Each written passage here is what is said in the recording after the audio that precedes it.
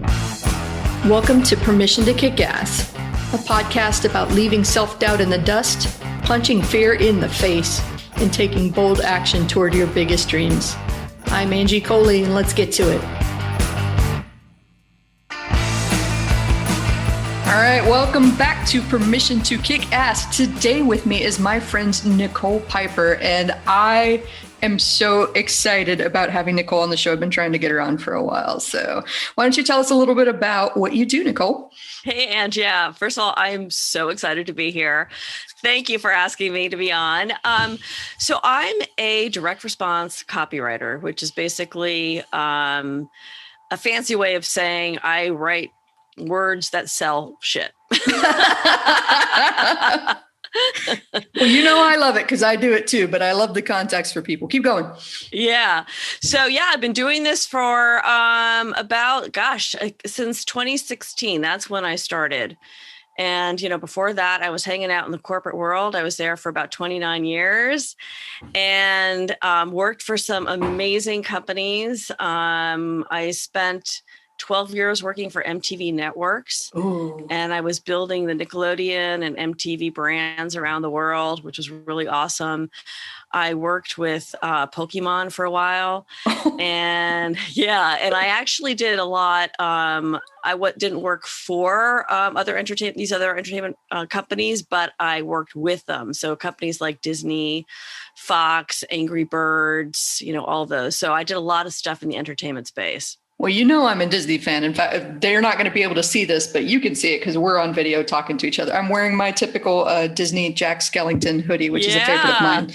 So you could talk Disney to me all day long and I would be happy. But we were talking before we started recording about kind of your origin story, how you wound up becoming a copywriter from somebody with this wealth of branding experience and corporate background. And I would love if you just share your story with the listeners today. Yeah, sure. It's funny because, I think like most people can relate to, I had, ups and downs in my career. Actually, the first 17 years of my corporate career, I worked for two companies. So that was really kind of like the thing back then. It was like you got in with a good company and you stayed there for a really long time. And then the financial crisis hit and all of a sudden it was like hard to find a job, hard to keep a job. And so I ended up like in this crazy thing where it was like just constantly worrying about my job. And I also worked with some wacky bosses. I had some great bosses, but I had some that were really kind of toxic, and I was like, holy crap, what am I in for today type of thing. And I remember just thinking, man, I just wish I could move to a little village in the south of France and write. And that's, that was kind of like my dream career. And I was like, but you can't make any money writing. Again, I had this idea that, writing meant like writing novels and that sort of thing. So I didn't know anything about copywriting. Right. And the other thing is like this whole, like I was really always very conservative about, just my career and all that. And I had to have a paycheck, it's just like, I had to have that steady paycheck. Mm-hmm. And I remember, it's so funny. I remember like when I had friends who were freelancers, right? And they would tell me they were like, working freelance. I would have like this physical, like a visceral reaction to it because it would like freak me out. I was like, I don't know how you can do that because I need to have a steady paycheck. I need to know that there's money coming in every couple of weeks. And so as the like the way the universe works is just it's so amazing, so weird, so amazing. So there I was. I've been like going through a lot of career, or company changes, and I finally found a job with a company that was about 20 minutes from my house. Before that, I was commuting into New York City. So that was like an hour and a half each way. So here I was like, awesome. I want to retire from this company. It was a great company. And I was there for 6 years. I was I actually brought them in the Angry Birds license, and it was their highest performing license ever. So the company made like $85 million off of the deals that I brought in. And so, I thought things were going well at that company, right? And I was married at the time. My husband had decided he didn't want to stay married. I was the primary earner. So he was in the fire service, and I was like, all right, fine. We worked out our settlement, and our son at the time was I think he was probably about 10 years old at the time. And for me, the most important thing was to keep the house, his childhood home, and keep him in the same school. Because I thought, I don't want this kid going through his parents' divorce, a new school, a new home, and puberty at the same time. So I just wanted to make sure I could stay in the house and I could afford it, right? So it's like, okay, I'm going to buy my husband out of the house, and that way I can keep life as stable as possible. So we had signed all the paperwork. For me to do that, I had to take out a cash out refi, really, a whopping big mortgage, right, to do this. And so that happened on December 29th, 2015, right? So I sign over, I take over ownership of the house, sign this new mortgage, and December 30th, the president of the company calls me into the conference room, and he lays me off. And I so didn't see that coming. And he knew what was going on in my life too, right? So here, this is honestly, I'm just sitting there and I'm thinking, oh shit, the panic attack is going to hit. And it doesn't hit, right? And all of a sudden I have this really amazing sense of calm. And I swear, it's like one of those things, I want to say I heard a voice, but it was more like I felt it. It was, God's not going to push me off a cliff if he doesn't give me wings to fly. Mm-hmm. And I just had this thing all of a sudden where it's like, man, I don't know what's going to happen next, but I know it's going to be good. Yes. Oh, and I really felt that, because I was like, there was no way that this, something this so, bad could happen all at once, all these bad things, if there wasn't going to be something good coming out of it. And the thing is, it's so funny, because just a couple months before, I had gotten a copywriting course. And I actually thought, wow, if it's as good as they say, that you can make 6 figures, writing copy, maybe this will be my exit strategy from the corporate world, in 3 to 5 years. And here I'm thinking the universe was like, yeah, no, we're not waiting 3 to 5 years. We're try 3 to 5 months, lady. Yeah, exactly. That's exactly right. So I remember I was I was going to parallel path that I was like, okay, because here I'm thinking I got to replace a 6-figure income, and so I was trying to find a job in my old, corporate world. Plus I was also doing this copywriting course, right? And it was just as I started doing it, as if I had forgotten about this, really how the timing works out. All of a sudden they decided to do a live version of it. So this had been kind of a self-study version of it. And then they're like, we're going to do a live version of it. It was a few $100. I'm like, yeah, sign me up. So that way I could go through this course much quicker. Right. And I got to tell you, I just fell in love with copywriting. And this was I remember I'd wake up at 3:30 in the morning, and I would race down to my desk to start working on the copywriting course, because I couldn't sleep. Right. Then when I'd go on a, job interview in the city, I felt nauseous. And I was just okay, I got to listen to this. I've got to listen to these vibes that the universe is giving me. And so after a couple of months, I put a stake in the ground, and I just said, you know what? I'm going to give this 2 years. I'm going to go all in 2 years and just do copywriting and see what I can make of it. So, and as soon as I did that, and I think this was really a key thing about this whole thing, was something in my mindset changed.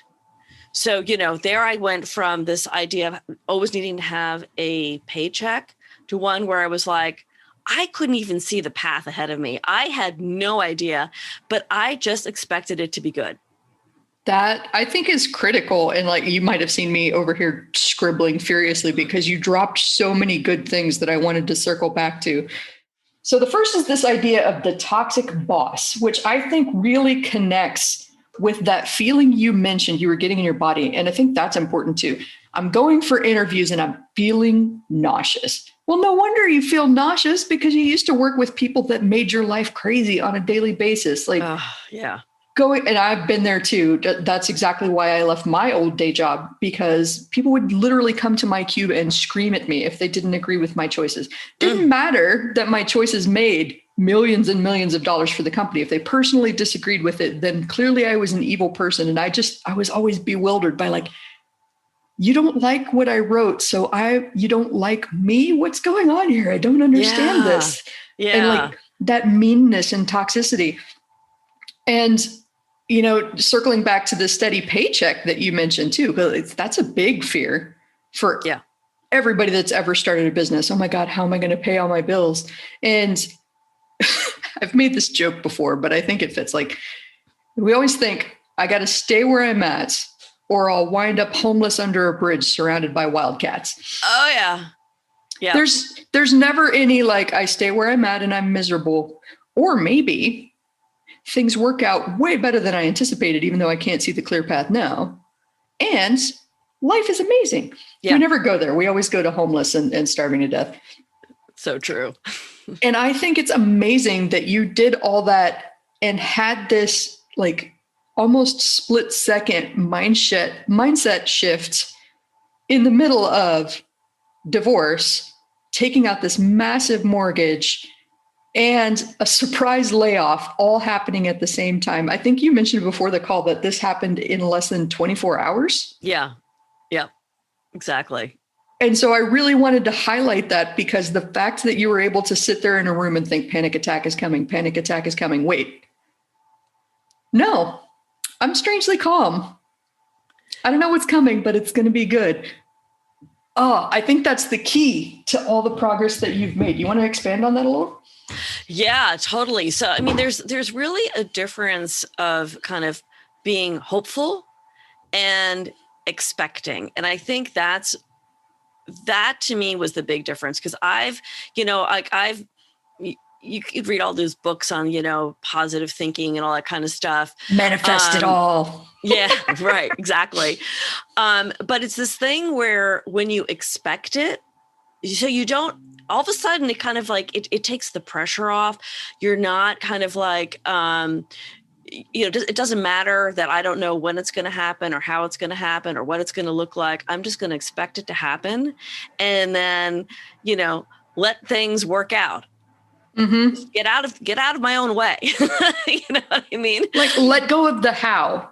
Yes. And be open to the end goal, but the path may be changing between now and when you get to the goal. And I think that's so critical, because like often we'll come up with a plan and a backup plan and a backup plan. You know how it goes, over planning, and then feel so deflated or like we're failures when the plan doesn't go according to plan. And like, hey, that's kind of the nature of plans. Yeah. They like to change despite our best intentions.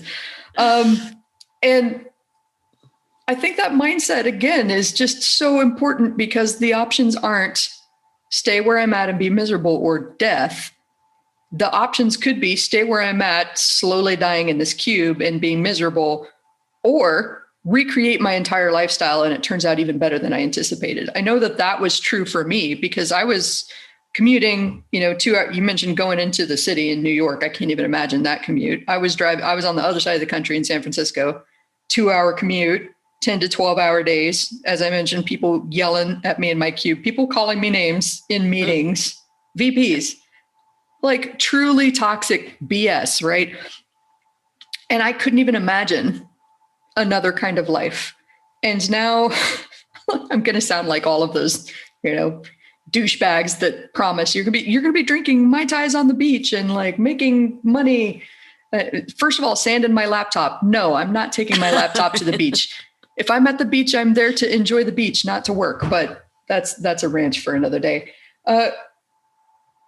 To sound perfectly douchebaggy, I wake up when I want to, and I take my time getting ready, and I don't have to commute anywhere. In fact, right now, my commute is walking from the bedroom into the kitchen to turn on the coffee pot and then sit down at my desk. I like that commute. I can handle that commute. And this isn't even a reality that I imagined before I took the leap. So planning for this as a reality, just like, how do you even plan for something that you can't even imagine to be real? You know what I mean? And I think that's what gets so many people stuck. I don't even know what this looks like. So how do I make a plan for it? You know, it's funny. Someone once told me, and this is, I thought was like the best advice. She said, you don't need to see the whole path. You only need to see the next step. And, you know, the way I like visualize it is like, if you're, you know, walking through the fog, you know, you can see, if you're walking on a stone path through the fog, you can, you know, see the stone that you're on, and the next one you can see clearly. You can see the one after that, it's less clear, and then they just start to, you know, kind of fade out in the fog. But with each step that you take, the ones that were further away become clear, you know? So it's really this whole thing where it's like, you don't have to have all the steps in place. You really, you know, you can't. You should have kind of a direction and a goal, something that you want. And then I think, you know, it's funny, like this whole experience really, really, you know, changed my mind about energy and the energy you put out. I shouldn't say it changed my mind. Like, I had read about this stuff before, but like, I never experienced it. You know what I mean? And it wasn't until this where it was fine. You know, I had the experience. And again, like that whole key of just, you know, the energy around expecting something to happen versus like hoping and praying and wishing it, you know what I mean? It's just so different, right? And I think that's an important point too, because I think there's kind of a school of thought of, you know, we kind of joked about manifestation, and that's not making fun of you that are very woo. You know, I take the same line as Laura Belgray and some other people out there that talk about woo adjacent. I understand how critical mindset is to this, but I'm not lighting candles and saying spells or anything like that. And nothing against those of you who do. You do you. If that works for you, that's the important thing. To me, praying, meditating on it, thinking about it without taking action means that you're setting yourself up for disappointment, because like just wishing it into reality isn't enough. Taking the steps, even though that path is foggy and unclear. And I love that analogy too, right? 2 steps from now, there might be a mud puddle. That means you got to step to the left, right? Work your way around this thing. We do that every day in real life without even thinking about it. And we trust ourselves to step around the mud puddle and keep moving forward on the path. But for so many starting a business, they think that, oh shit, there's a mud puddle. What do I do? This is not the clear path that I imagined. And they let it stop them when it's really not as big of an obstacle as it might seem. Yeah. Or they imagine all the possible mud puddles and then they never take that first step. Oh, there's a mud puddle here. There's going to be a wall. Clearly there's going to be a drop off a cliff somewhere, and I'm not going to see that in the fog. So I might as well not even start. Yeah, right. Gosh. Trust me, I am the best at catastrophizing things like this. I think you were on a call once where I told a story about how advertising my business would clearly lead to nuclear winter. And I had all of the steps logically mapped out. Like, they actually made sense and the world ended. Did that actually happen when I started advertising my business and telling people that I was in business for myself? We're all still here. So I'm pretty sure it didn't happen. Yeah. But you know, I read somewhere recently that we have, I think it's 5 times more pain receptors or fear receptors in our brain. So we're like, biologically, we're wired to look out for danger. So that's why it's like we always have this thing where it's like, it's, you know, the fear of loss, the fear of pain is what we feel it much more intensely than even just, you know, our positive stuff. Right. Oh yeah. And you know, the what is it? The ounce of prevention is worth a pound of cure. Like, solving problems before they become major problems is generally accepted wisdom. And yet we can't really make ourselves move until the pain is too great to ignore. Because of that fear response, oh my God, I'm imagining things that are so much worse, until I acknowledge to myself that this thing that I'm doing right now is so painful that I can't stay here. Yeah. All right, well, I think I can make it through the fear now. And that's why I love to go back to the mindset thing that you mentioned, when you were sure a panic attack was coming, but then just had this moments of like, yeah, that's going in the trailer too.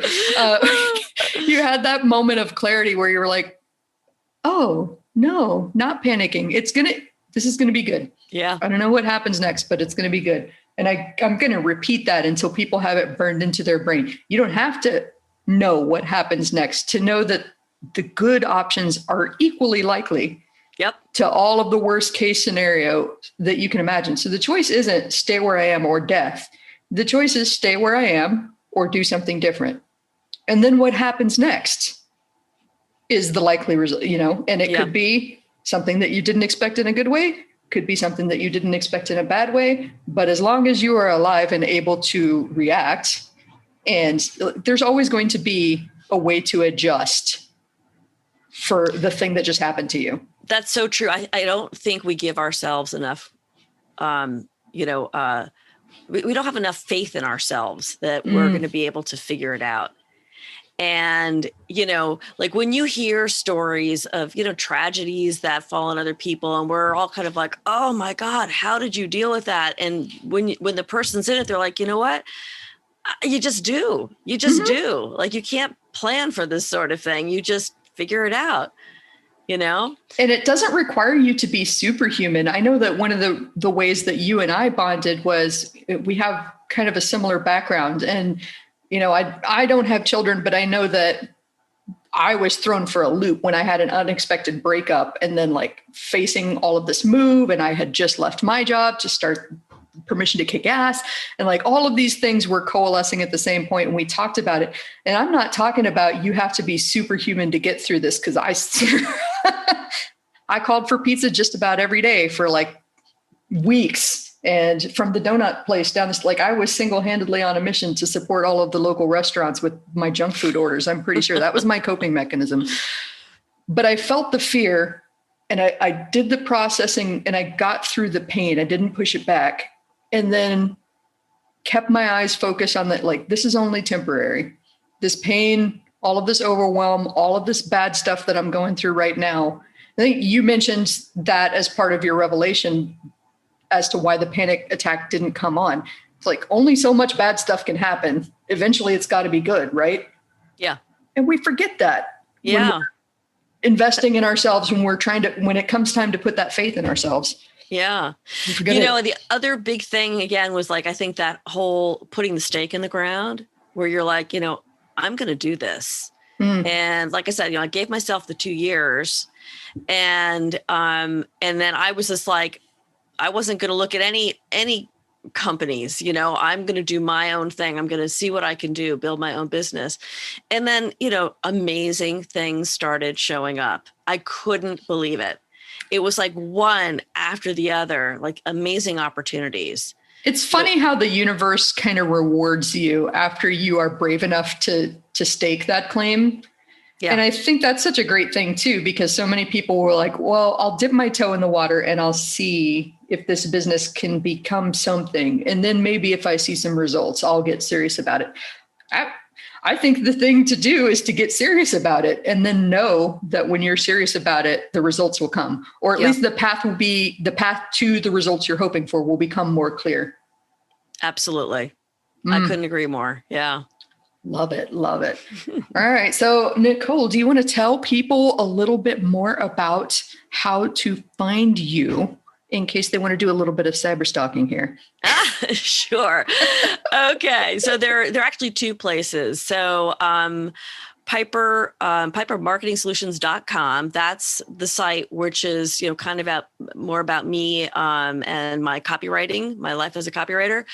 And then I actually have, part of the evolution here over the past few years is I put another stake in the ground, and I decided that I'm really going to focus only on working with people in health and wellness. So I'm a health and wellness copywriter, and I also coach a lot of doctors and practitioners and health coaches on building 6 and 7 figure funnels.